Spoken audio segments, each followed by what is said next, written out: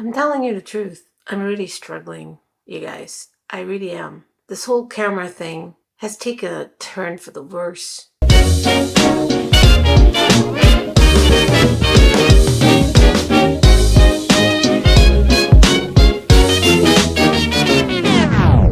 Welcome back to a video. I cannot even claim anymore that it's part of a series because they're so off and on and off again and then on again. I don't even know what I'm doing.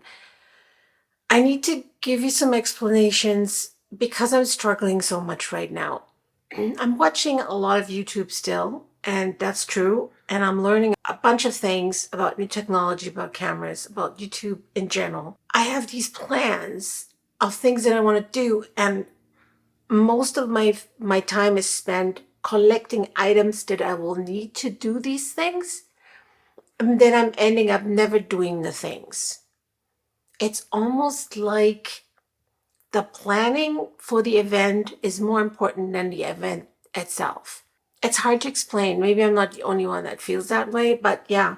So here I am trying to get my YouTube channel back on its feet, and I'm wasting all this time watching YouTube videos about technology items that could be useful for this channel and buying lenses and equipment and filters and cameras and lighting, and then not doing the thing for some reason or another.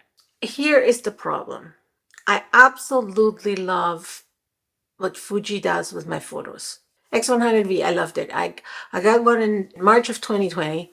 I've used it for 3 years, but I wanted a hybrid camera, a true hybrid camera.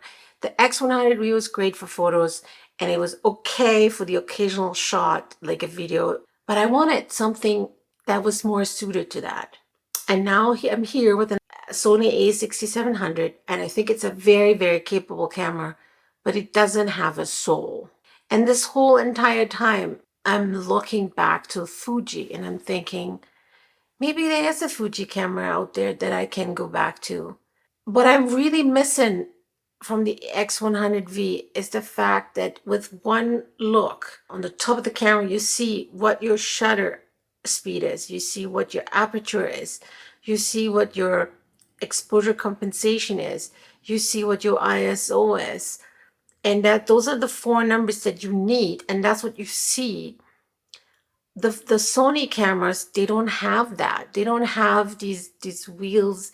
You have to look on the screen to see where you're at. And it's a completely different way of thinking from what I had. And I really believe that Fuji taught me how to use a camera properly by needing to adjust all these things all the time. And yes, the Sony camera will expose properly all the time, most of the time. The focus is perfect all the time, most of the time. But I still need to adjust some of the things. But when I do have to adjust, it's just more of a problem, although I get all these wheels now. But those wheels have no names to them. Even if I program them, I want the front wheel to only do aperture. Certain times, suddenly the front wheel does other things. It does the exposure compensation, and it's killing me. So I'm ogling over to the Fuji camp the whole time. I'm thinking, Fuji, do you have a camera with a flippy screen that is as capable as the A6700, that maybe a little bit smaller, that I can have lenses that are a little bit smaller?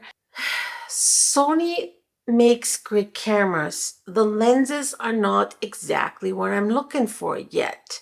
I can't find a lens that makes the camera as compact as I want it to be. I enjoy filming, talking, editing, but I really sometimes think, why does my camera have to have such a big emphasis on video when the video part of the things is not even anything I'm keeping for myself? I'm filming videos, you guys. I'm either using them for YouTube videos in some way, shape, or form, and then I post the video on YouTube, and then I'm deleting those files. I'm not keeping them for anything, because why? When I out with my family, I take pictures most of the time. Barely take any videos with my family. Memories, locations, it's mostly pictures. Even that trip we had on Vancouver Island where I showed you that video of the Christmas lights. So that video that I made for YouTube, that's the one that I kept for my memory bank. I wanted one device that does it all, and that A6700 does it all at the price of being a soulless camera and at the price of being heavy and bulky. My ideal camera would be an X100 with a flippy out screen. That's it. If tomorrow Fuji announces that the X100 V1 or 6 or whatever they're going to call has a flippy outy screen, I'm pre-ordering that thing. I'm going to sell everything that I have from Sony. No questions asked. That's where I'm at right now. But luckily for me and you and everybody else and my husband and my family, that camera is not going to have a flip out screen and it will still overheat. Plus it has 40 megapixels, you guys. Who needs 40 megapixels? I don't. It says let's slow the horses with the megapixel races. 12 was great. Now I have 26. 26 is fantastic. I mean, I can crop. To give you an idea how I manage with my pictures. Oh, my light just turned off. The pictures I take for my family or for myself, Apple Photos. Apple TV downstairs. I can scroll through and look at the picture. Fantastic. Don't need more than that. So why do I need 40 megapixels? Because I'm going to print pictures. I mean, I have a couple pictures printed here. Those were like 24 megapixels and they're great. How much bigger do you want them?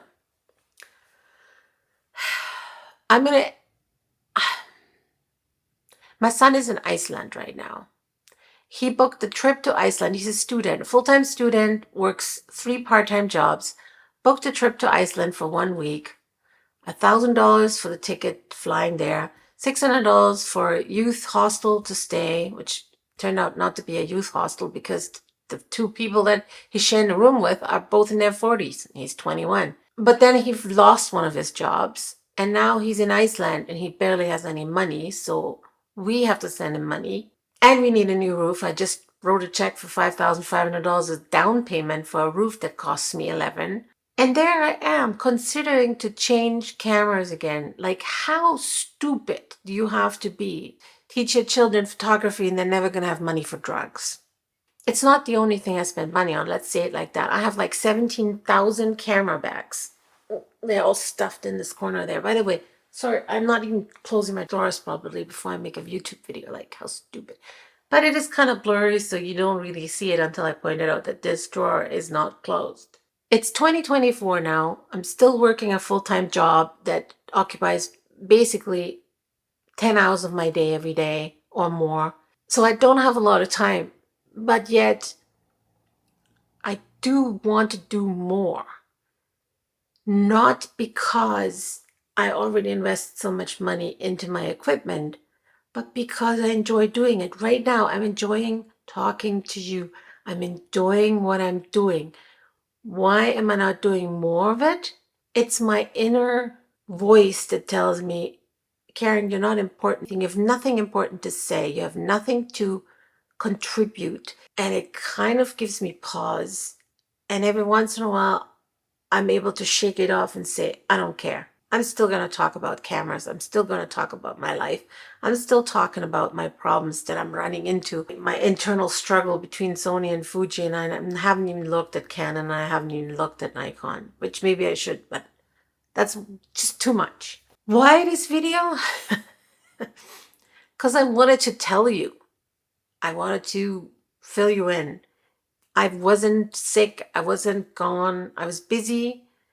And I was too occupied with details instead of just doing. I'm hoping to do a bit more of this do now that I'm most likely not going to purchase another camera like the Fuji X106. Because why? And yet, here I am debating myself. Anyway, I wanted to say hi. I wanted to say I'm still here.